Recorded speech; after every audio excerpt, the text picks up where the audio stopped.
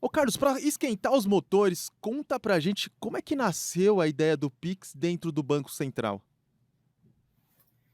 Cara, é uma história relativamente longa, porque toda essa identificação da necessidade de um novo instrumento de pagamento, ela foi sendo construída desde lá de trás, né. Então, diria que a sementinha de tudo isso é a reestruturação do sistema de pagamento brasileiro, que aconteceu lá em 2002, implementou-se um sistema de liquidação bruta em tempo real, que é o nosso STR, é o sistema que suporta aí as liquidações de grandes valores entre as instituições financeiras, e ao longo do tempo o Banco Central foi entrando passo a passo ali, na compreensão dos pagamentos de varejo, né, nos pagamentos ali do dia a dia das pessoas quando o Banco Central recebeu um mandato, né, legal para atuar de fato no sistema de pagamentos de varejo, que foi ali em 2013.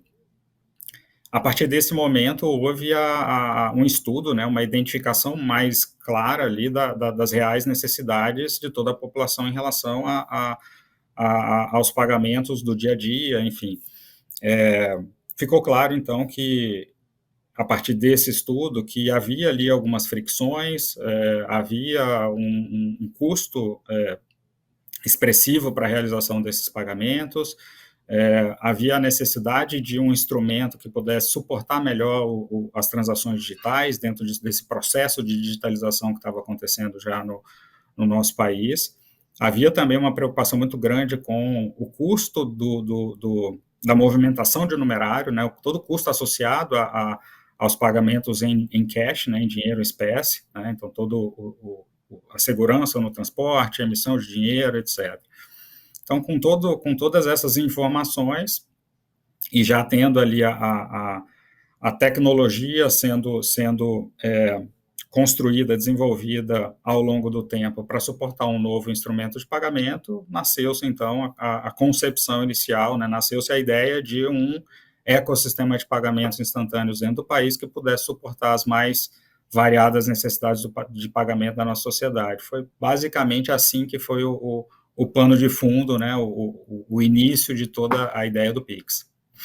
Ô Carlos, e olhando assim um pouco para os bastidores, o que que foi necessário, assim, tanto em termos de negociação, para colocar em pé, né, um projeto desse porte e que mudou um pouco da própria infraestrutura e dos meios de pagamentos no Brasil? Eu acho que o projeto, o Pix, ele teve aí um cenário extremamente desafiador, não só de desenho, de concepção, mas de implementação também, né. Na parte de desenho, foi importante que a gente tivesse uma clareza muito grande da necessidade associada a cada caso de uso, né, porque a necessidade que eu tenho quando eu transfiro um dinheiro para o meu filho, ou quando eu transfiro dinheiro para um amigo, é diferente da necessidade que eu tenho quando eu vou pagar é, a compra no supermercado, ou quando eu estou num ambiente online, vou fazer uma transação no e-commerce, ou quando eu vou pagar uma coisa para o governo, pagar uma taxa, ou receber algum dinheiro do governo, quando eu recebo ali algum benefício, a restituição do imposto de renda, enfim, qualquer recurso associado a um pagamento de governo. Então, foi muito importante entender as necessidades de cada uma dessas situações para que a especificação ela pudesse, de fato, suportar o desenvolvimento pelas instituições financeiras, instituições de pagamentos, dos produtos e serviços associados ao Pix. Então, esse foi um primeiro grande desafio, né? Fazer com que toda a especificação técnica pudesse suportar o desenvolvimento de múltiplas soluções, em diferentes cenários, em diferentes casos de uso. Depois teve o desafio da implementação. Esse foi um desafio gigantesco, porque é um desafio que ele transcende a parte tecnológica, mas a parte tecnológica também é um componente extremamente importante. Dentro do timeline que existia ali, de pouco mais de um ano para tirar a coisa do papel e colocar ela funcionando de fato, colocar o Pix em operação, foi necessário de alguma forma, começar o desenvolvimento sem todas as decisões tomadas ainda. Então, algumas decisões foram sendo tomadas durante o processo. É claro que a gente sabia onde a gente queria chegar, a gente sabia o desenho final desejado para o ecossistema, mas as decisões de tecnologia, inclusive, elas foram sendo tomadas também ao longo desse processo de desenvolvimento, né? Então, para cada etapa que era sendo desenvolvida, em paralelo tinha um outro bloco que estava sendo definido, né? Então, a coisa foi feita meio em encadeamento para acontecer dentro do timeline que existia. E aí um último desafio aqui foi o desafio do engajamento, né? Ou seja, de engajar uma quantidade enorme de instituições, de stakeholders e do governo, para que todo mundo pudesse coordenadamente fazer os seus esforços para estar pronto ao mesmo tempo, né? Ou seja, o Pix ele teve essa dinâmica de vamos todos estar prontos numa mesma data, e aí o desafio é gigantesco, né? E o Pix, assim, do ponto de vista técnico, ele foi desenvolvido dentro do próprio Banco Central, assim, por equipes de desenvolvedores, programadores só do Banco Central, envolveu outros órgãos públicos? Como é que foi esse processo? O desenvolvimento do Pix, da plataforma de liquidação e da plataforma que contém ali as informações das chaves e também as questões relacionadas ao sistema antifraude, foi toda desenvolvida internamente pela equipe de tecnologia da informação do Banco Central, pela equipe de TI do Banco Central. O Banco Central tem uma equipe extremamente qualificada na parte de tecnologia da informação, claro que em várias outras, mas a gente está conversando especificamente da parte de TI aqui, uma equipe realmente de ponta, que já tinha uma expertise lá de trás, quando eu mencionei da implementação do STR, que foi o primeiro sistema de liquidação bruta em tempo real, ou seja, que liquida transações uma a uma instantaneamente lá desde 2002. O desafio, claro, era fazer com que essa tecnologia de liquidar transação a transação, ela acontecesse 24/7, ou seja, que essa funcionamento do sistema ele acontecesse de forma contínua, com a possibilidade de eventualmente dar algum tipo de manutenção, algum tipo de ajuste no sistema com ele em funcionamento. Então esse foi um grande desafio. Mas do outro lado, né, ou seja, vamos lembrar que o Pix é um ecossistema, tem a parte de liquidação, tem a parte dos mecanismos antifraude e do armazenamento, né, da base de dados que armazena as chaves, mas tem a parte também do sistema de cada instituição que presta o serviço para o usuário final. E aí cada instituição financeira foi responsável por desenvolver ali na ponta, né, ou seja, essa última milha, onde vai ser ali efetivamente o serviço vai ser prestado para o cliente, isso foi desenvolvido por cada instituição, e o Banco Central acompanhou de perto esse desenvolvimento, né, para garantir que todo esse desenvolvimento também estava em compliance, também estava aderente a tudo o que havia sido especificado e que tivesse também um nível de qualidade muito alto para essa prestação de serviço para as pessoas. Agora é o momento em que eu falo bem da criança e boto sorriso na cara do pai dela. Carlos, o Pix bancarizou mais de 70 milhões de brasileiros que não tinham contato com serviços financeiros. Causou impactos improváveis no mundo financeiro, como fazer os bancos acabarem com serviços importantes tipo DOC, TED, e também tirou de circulação muito papel e moeda, porque hoje em dia quer fazer um Pix quase que virou um verbo, né, Diogo? A gente não para de ouvir isso nas ruas daqui do Brasil. Esse efeito é uma coisa inesperada? Vocês já esperavam que acontecia isso? Vocês aguardavam uma massificação na adoção tão grande? Como que é isso?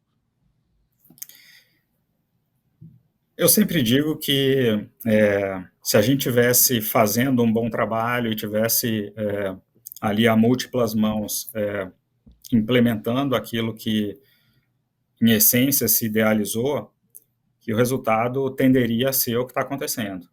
Porque os objetivos do Pix, eles estavam claramente definidos como aumentar a inclusão financeira, aumentar a competição no mercado, tanto financeiro, mas no mercado de pagamentos especificamente, contribuir com esse processo de digitalização da economia, reduzir os custos associados a pagamentos, e tudo que foi definido como objetivos, ele, na prática, tem acontecido, né? Então, talvez surpreenda um pouco a velocidade com que tudo aconteceu, mas eu acho que é muito mérito de todo mundo que esteve envolvido no projeto, de ter acertado a mão, de ter feito um excelente trabalho para atingir esses objetivos, né? E esse trabalho a múltiplas mãos, e acho que é importante ressaltar isso, ele aconteceu não só de forma coordenada, mas houve também um comprometimento de todos esses agentes de colocar algo de altíssima qualidade para a sociedade, né? E eu acho que a gente pode se orgulhar também, acho que esse é um ponto importante de se destacar aqui, eu acho que a gente pode se orgulhar também de que o Pix, ele é um produto 100% brasileiro, né? Eu acho que quem vê de fora e olha para o que está acontecendo no Pix, que vem sendo claramente uma referência mundial, todo mundo olha e fala, isso é 100%, então acho que é muito interessante, muito importante destacar, e se orgulhar, nós como brasileiros, a gente se orgulhar de tudo isso que foi feito, que teve a participação do Banco Central, teve a participação do Tesouro Nacional, teve a participação das várias instituições financeiras e de pagamentos, fintechs e todo esse ecossistema financeiro brasileiro que é muito desenvolvido. O Pix é tão referência, Diogo, que virou alvo de disputa global. Os Estados Unidos, por meio da presidência do Donald Trump, e abriu uma investigação sobre práticas brasileiras que eles talvez considerem como injustas para as empresas norte-americanas, e o Pix é uma desses alvos aí. Mas eu tô fugindo um pouco do roteiro, vamos voltar aqui para a discussão técnica, que você tem outras questões, né? Eu fico curioso, assim, porque a gente vê uma evolução do Pix, então acho que a gente teve um processo de adoção muito rápido, mas a gente vê uma evolução de novas funcionalidades. Todas essas funcionalidades que agora a gente vê chegando com o Pix, isso já estava no projeto inicial ou foi algo que, conforme a tecnologia foi sendo adotada, vocês falaram, talvez uma funcionalidade nesse sentido vá bem? Se você puder dar um exemplo específico de uma funcionalidade assim, que não estava prevista e de repente vocês falaram, olha, essa é interessante colocar. Ou não, ou todas já estavam previstas? Não, legal. Grande parte das funcionalidades já estavam previstas desde o início, né? O que foi feito lá atrás foi tentar colocar o máximo possível de funcionalidade e capacidades no ecossistema Pix desde o início, para que o Pix tivesse já uma potência inicial de adoção e de atender a necessidade dos usuários. Mas vamos destacar aqui que o Pix ele teve esse objetivo de atender a todos os casos de uso. E para atender a todos esses casos de uso, era importante que houvesse múltiplas funcionalidades, múltiplos produtos para atender essas diferentes situações. Não havia a possibilidade de se implementar tudo isso desde o início, mas havia sim a condições de se planejar e de fazer com que essas novas funcionalidades, esses novos produtos fossem acontecendo ao longo do tempo.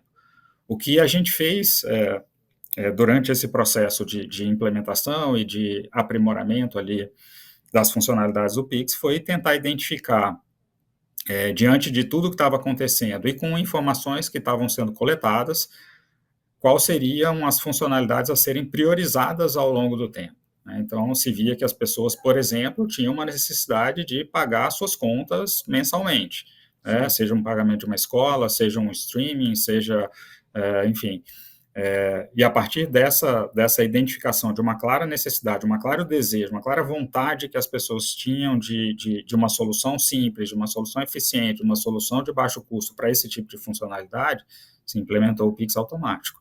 Da mesma forma, ali no ponto de venda, né? No ponto de venda, havia a percepção de que tinha alguma fricção nesse pagamento, né? Então, a pessoa ia ali no mercado, então tinha que abrir o telefone, tinha que entrar no aplicativo, ler um QR Code, etc., por mais que já tivesse uma certa conveniência nessa comodidade, podia ser muito mais fácil, né? Então, veio o Pix por aproximação, para fazer essa jornada no ponto de venda ser muito mais fluida, né? Então, foi dessa forma que a coisa aconteceu. Todos esses produtos, essas funcionalidades já tinham sido vislumbradas desde o início, mas ao longo do tempo a gente foi coletando informações de como estava acontecendo a percepção das pessoas para fazer essa priorização.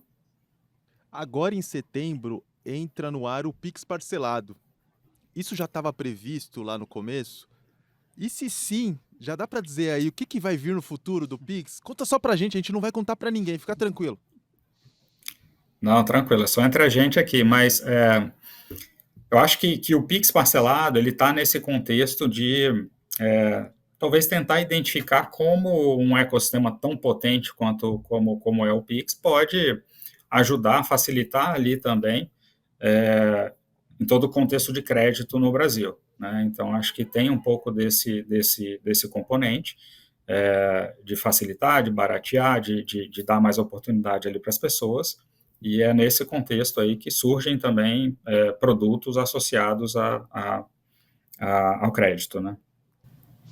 Ô, Carlos, eu tenho uma pergunta agora aqui, que é mais uma curiosidade, porque antes, um pouquinho da gente começar aqui a nossa conversa, a gente estava conversando entre nós e a gente estava falando das chaves do Pix, né? E eu falei, não, para mim é muito óbvio que eu iria usar o e-mail, porque o e-mail é como eu me logo nas plataformas. O Elton, não, eu prefiro o celular, o CPF. Aí um outro integrante da equipe falou, não, eu só uso a chave aleatória.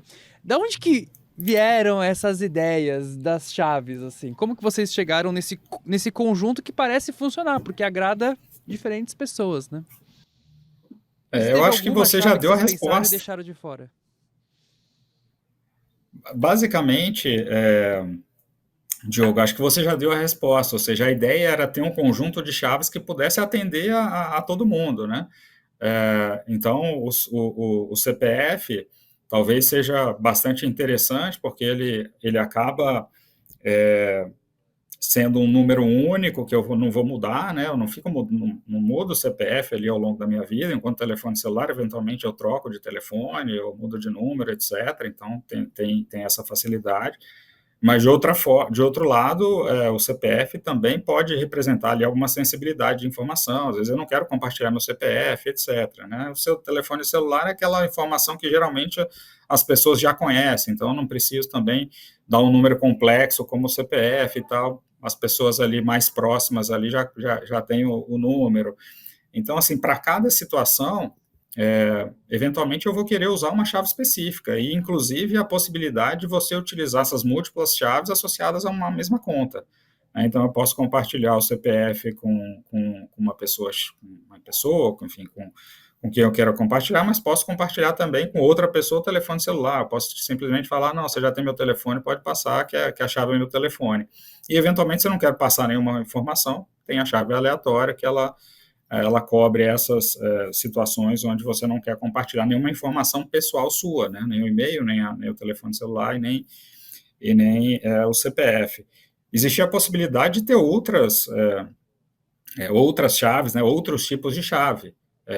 Só que havia também a necessidade de ter um balanço, né? Um balanço entre o custo de se armazenar todas essas chaves versus o benefício que a gente estava oferecendo para a população em acrescentar mais um tipo de chave específica, né? Então, foi feito uma pesquisa na época, né, com a percepção de cada um em relação ao valor de cada chave, e aí chegou a esse balanço que me parece bastante interessante.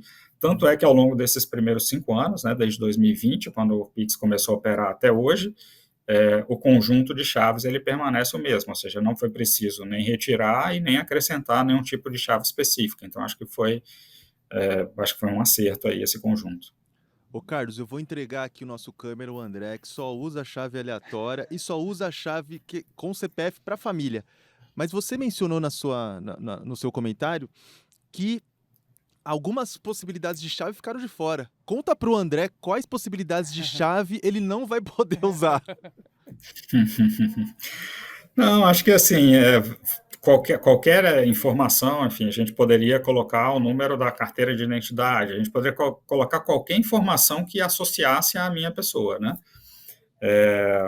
Então, houve ali enfim, um conjunto de ideias, mas que a cada ideia que surgia, fala, não, essa não vai agregar tanto valor, né? O custo de se armazenar é muito alto versus aquilo que está se agregando de valor, né? Ah, não, eu posso colocar o meu, sei lá, o meu CEP, ou qualquer coisa que eu quiser colocar como referência que associa a minha pessoa, né, poderia ser colocado. Claro que o CEP não foi o melhor exemplo, porque ele também associa a outras pessoas dentro da mesma região geográfica, mas qualquer informação que pudesse vincular a minha pessoa, isso seria possível, né? E houve também a necessidade de fazer uma certa limitação ali, porque e-mail eu posso ter 5 e-mails, né? Eu posso ter 10 e-mails, né? Então, também ter uma limitação, acho que era importante justamente para acomodar ali a capacidade de armazenamento de todas essas chaves. Qual